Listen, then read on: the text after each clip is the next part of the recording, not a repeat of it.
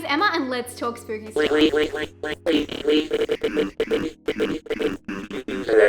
How are you guys? I haven't done a sit down kind of chat video for you guys in a little while.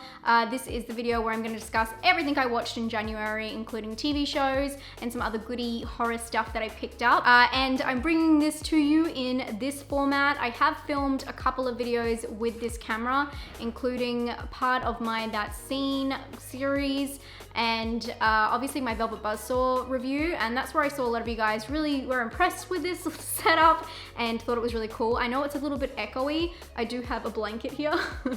So I'm gonna figure that out. But if you guys do like this setup a little bit more and you think it's interesting to watch, or I don't know, just more aesthetically pleasing, let me know. Usually I wouldn't change stuff just because people told me to, but the comments were so lovely because it was from some really dedicated subscribers and they were saying how exciting it was to watch me kind of grow.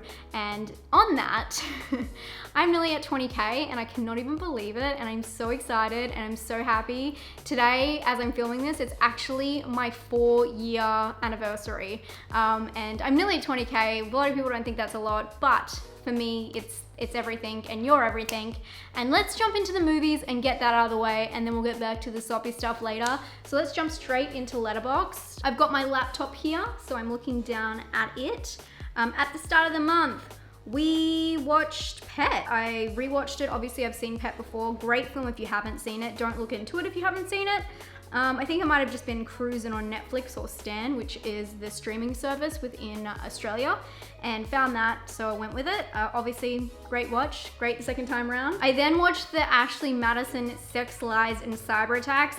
This was just a really short, I think it was like 40-minute documentary on Netflix. And I don't really know much about Ashley Madison, obviously, not really my forte, but I like learning in documentary format, so I did that. I then watched Assassination Nation, which obviously you guys would have seen my review in defense of video.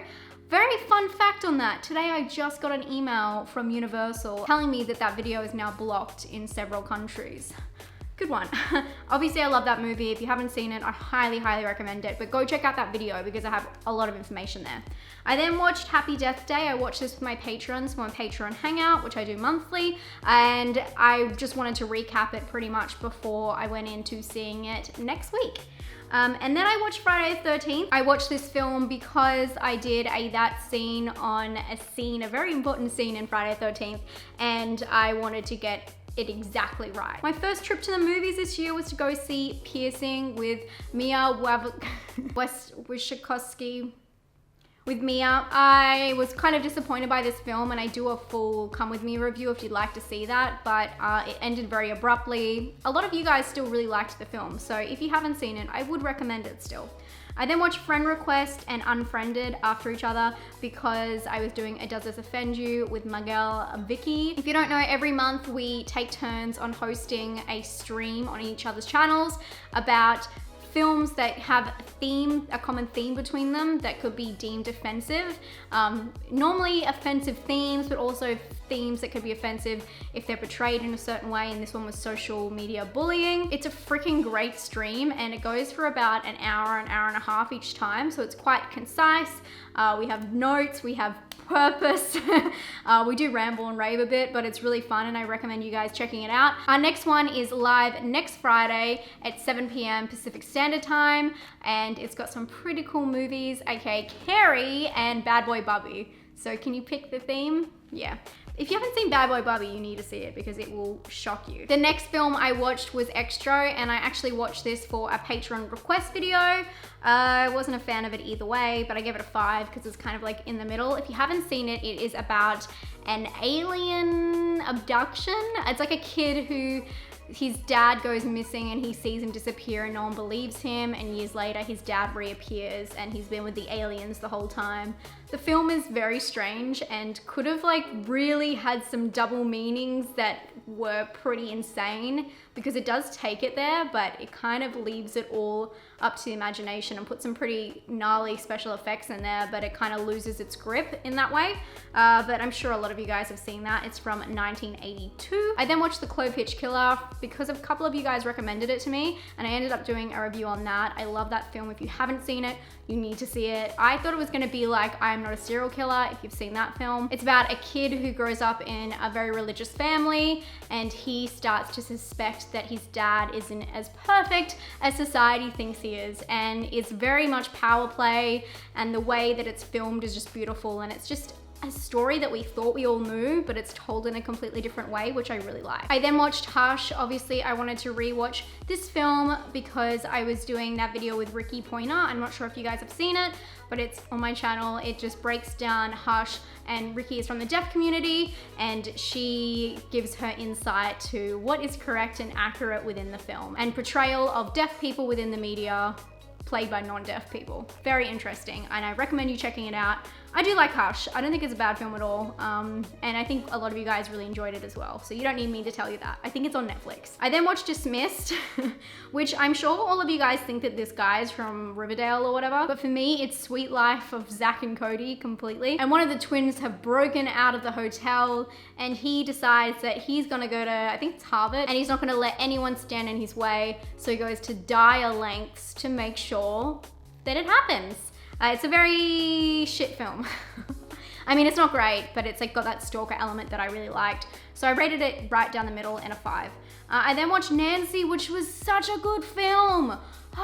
It's got the, I wish I remembered her name, the actress who plays Mandy in Mandy. Now she's Nancy, which I felt was a little bit confusing, but it's a great film. It's not a horror, it's a drama film about a woman who is very lost in life and very alone. And she starts to believe that she could be this missing girl who disappeared when she was young.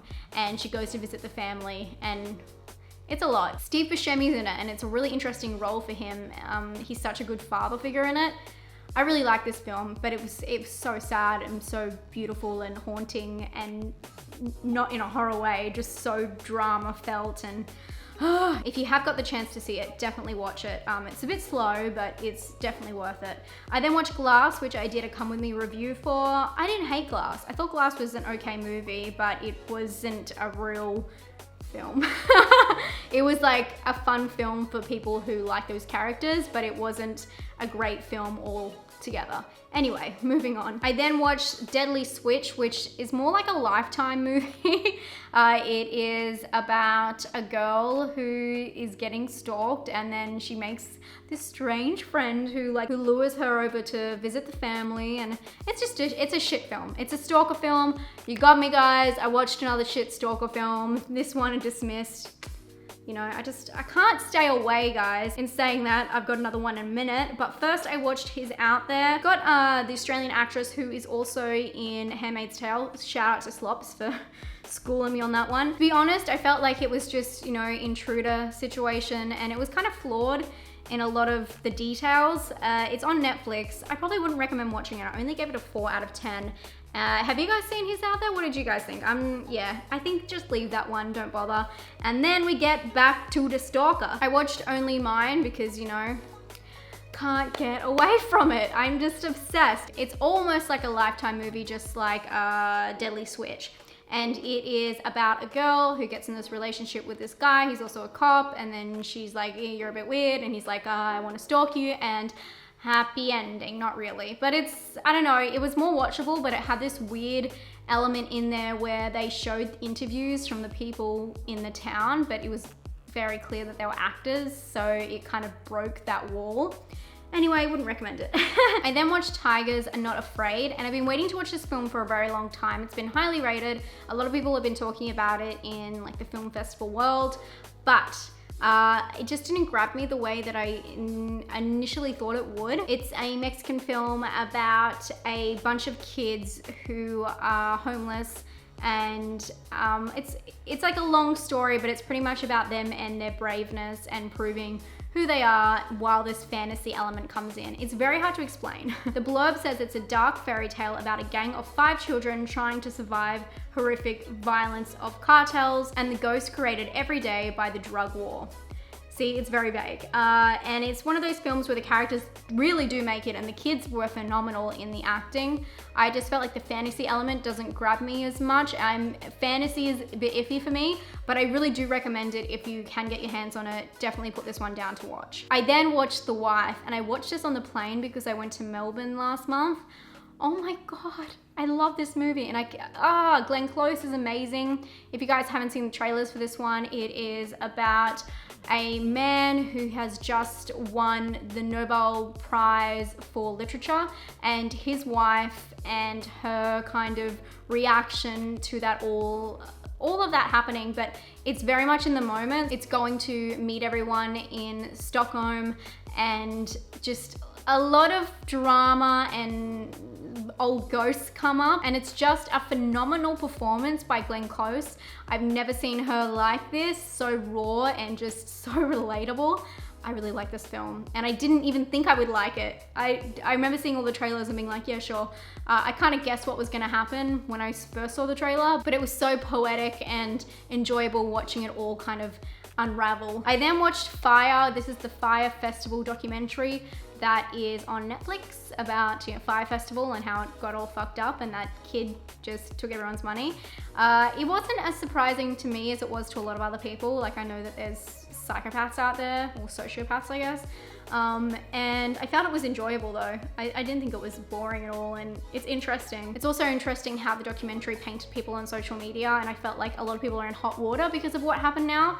So if you want to know more about that, definitely watch this documentary because it explains it all. But if you don't care, don't watch it. I then watched Abducted in Plain Sight, which is a documentary a lot of people are talking about because it's so fucked up. If you haven't seen it, highly recommend it. It's on Netflix, and it feels like you're just watching a normal documentary about something really bad that happened to somebody, like a very straightforward, underly produced kind of documentary. And then they start saying these things that happened like they're everyday occurrences, and it blows your mind. And while you're watching it, you're like, what is happening to the world? In a way, I felt like it was a shame that it wasn't produced more.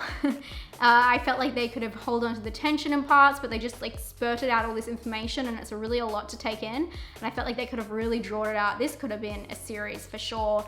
But it's an interesting story. I just felt like they had so many people to interview that were part of the story that they missed a lot of opportunities to really drive it home how horrific the whole situation was.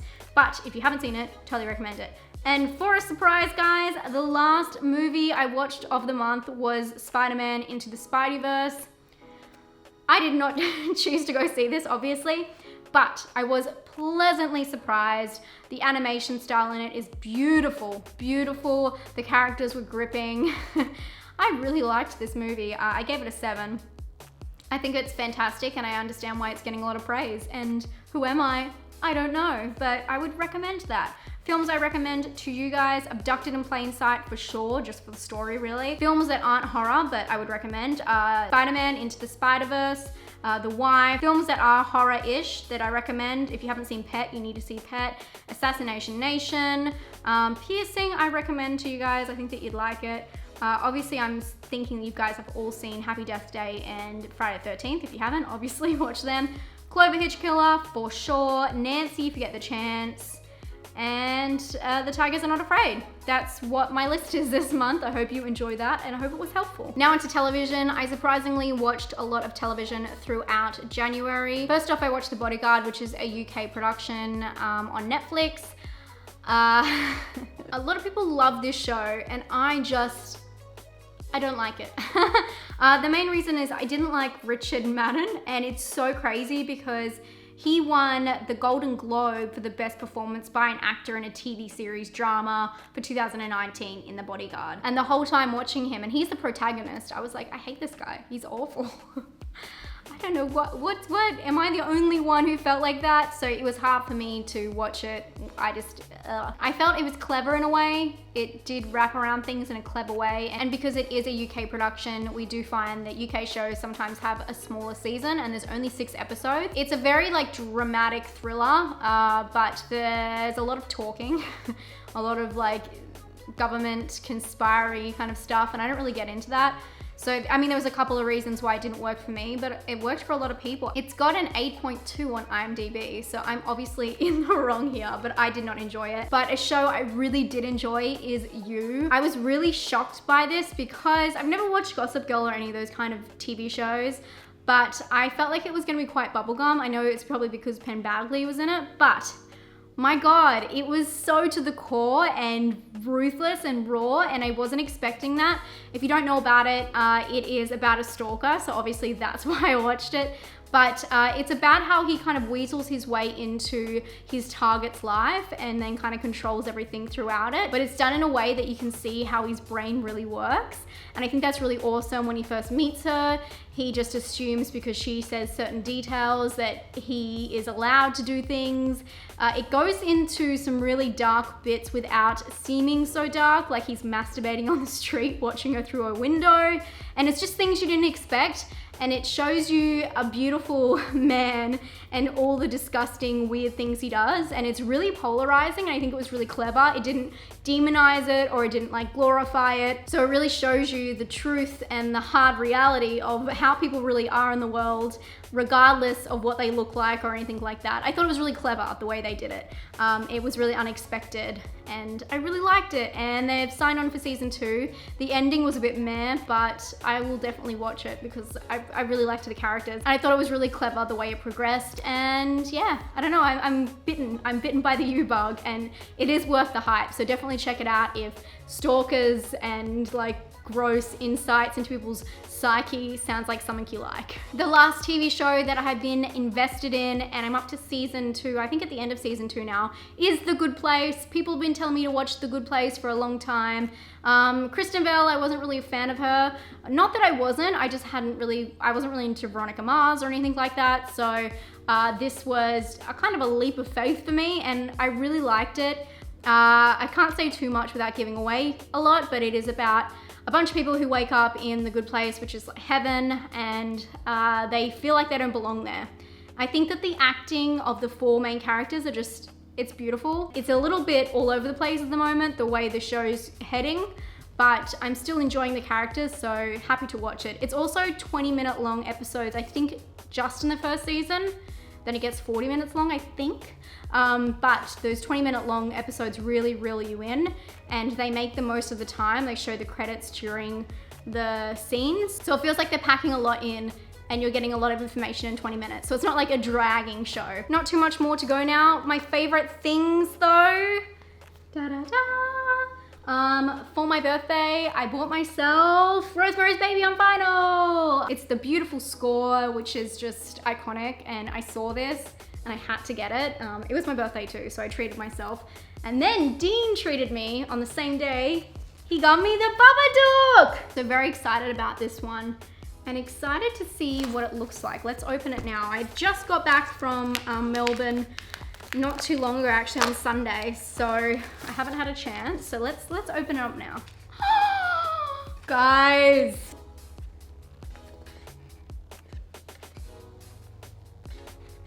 Oh my God, I'm so glad I opened that on camera. How fucking cool is that? Okay, I've got some original artwork in here too. Oh my God, this is going on my wall for sure. And it's got a bit about the piece on the back about Babadook. That's beautiful. I'm definitely framing that. The artwork is very like Studio Ghibli, like it looks like Cat Bus. Look at that, guys. It's beautiful, it's marble. And look at that artwork. Ah, it's so pretty. While we're at it, let's just check out the Rosemary's Baby one because it also has some printed artwork. Look at that. So some original artwork inside, demonstrating some scenes. Oh my God, this one's marble as well. Ah, but it's clear marble. Oh my God, it's beautiful. Love it. Oh, it's beautiful. It's just the cover. Very simple. Okay. So that was cool. That was fun to share with you guys and open that together. My last thing that I want to say is, guys, I had a hangout this month. My first ever like meetup hangout. A couple of you guys came. It was amazing. I loved meeting you all. You were so lovely, and I don't know, it was so weird to meet you guys, but so exciting, and it was the best day, and I was so nervous. I was shaking, you guys were shaking, and it was great. We were all nervous together. I just want to say thank you to the crew that came down. You're all very important to me, as is everyone who subscribes, and you taking time out of your day to come meet me was just lovely, and thank you. I really appreciate it. That's all I have for this month, but before I leave you, I just want to say monthly mission, guys. If you haven't subscribed, subscribe. I know it's really weird to say this, but I have a video idea, and I'm putting this out there now, that I'm gonna do when I hit 20K, okay? And I'm not gonna tell you what it is, you can guess down below, but it's gonna be pretty impactful to me. I'm gonna do something for a video just to show you guys how committed I am. And I have to hit 20K to do that video, guys. If you can guess what it is down below, I'll like DM you and tell you you're right and you're amazing. So guess down below. If you haven't subscribed, and if you found this helpful, give it a thumbs up. You guys wanted this favorites video. My next video after this one will be a climax review. I can't wait to talk to you guys about that. And guys, have a great day. I'll talk to you very soon. Stay spooky.